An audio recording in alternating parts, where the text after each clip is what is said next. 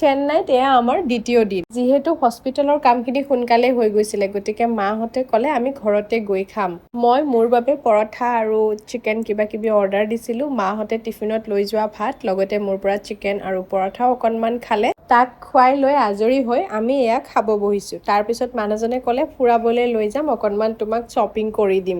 আমি পিছত চেন্নাইলৈ আহোঁতে একো কাপোৰ অহাৰ আগত বজাৰ কৰা নাই। ঘৰত যি আছিল সেয়াই উঠাই লৈ আহিছোঁ ৩-৪ যোৰ, বেটাৰো বাপেকৰো আম্মাৰো। আমাৰ প্লেনটো ছাডেন আছিলে।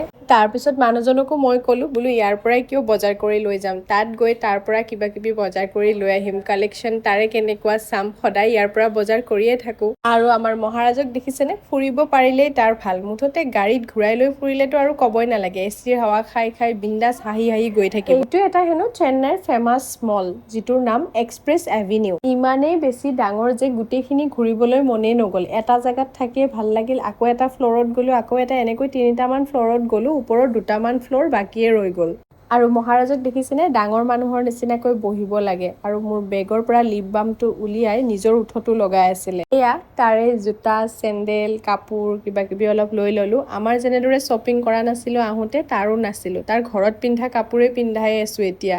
এইযোৰ আকৌ মায়ে পচন্দ কৰিলে, তাৰ ভৰিত পিন্ধাই দিলে আৰু তাক এইদৰে ফ্ল'ৰত থিয় কৰাই দিছে। সি ভৰিত কিবা লাগিছে বুলি ভাবি জোৰকৈ জোকাৰি আছিলে। এযোৰ লৈয়ে ল'লোঁ, মায়ে পচন্দ কৰিছে, লগতে মানুহজনৰো ভাল লাগিছে, গতিকে আৰু মোৰো ভাল লাগিছে। মোৰ পচন্দৰো এযোৰ ল'লোঁ। তাৰ কাপোৰ বজাৰ কৰি হৈ গ'ল। এতিয়া আমি গৈ আছোঁ আমাৰ কাপোৰ চাবলৈ। আমাৰ মানে এনেই চাম, যদি পচন্দ হয় ল'ম, তেনেকুৱা ভাবেৰে গৈছোঁ। পিছত হ'ল কিবা-কিবি পচন্দ ল'লোঁ আৰু এতিয়া পেট পূজা কৰিবলৈ আহিছোঁ। তাৰপিছত আহি গ'লোঁ ৰুমলৈ। আজিলৈ ইমানেই।